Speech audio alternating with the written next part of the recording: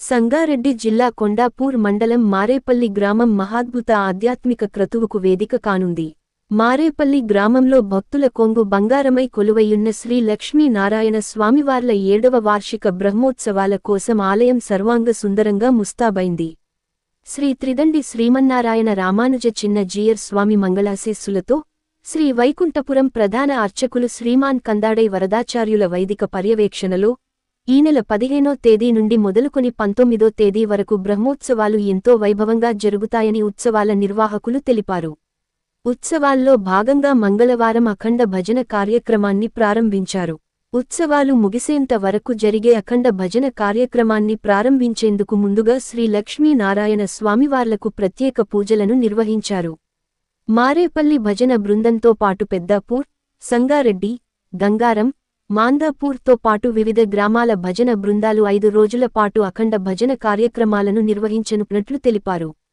వేద పండితుల వేద మంత్రోచ్చారణల మధ్య ఎంతో వైభవంగా జరిగి శ్రీ లక్ష్మీనారాయణ స్వామివార్ల బ్రహ్మోత్సవాల్లో భాగంగా ఈ నెల 15వ తేదీ బుధవారం సంగారెడ్డి పట్టణం శ్రీ వైకుంఠపురం నుండి మారేపల్లి గ్రామం వరకు శ్రీ లక్ష్మీనారాయణ స్వామివార్ల ఉత్సవ మూర్తుల శోభాయాత్ర, 16వ తేదీ గురువారం పంచామృత సహిత కలశాలతో గ్రామోత్సవాన్ని జరిపిన అనంతరం శ్రీ లక్ష్మీనారాయణ స్వామివార్ల మూలమూర్తికి వేదోక్తంగా అభిషేకాలు నిర్వహించబడుతాయని తెలిపారు.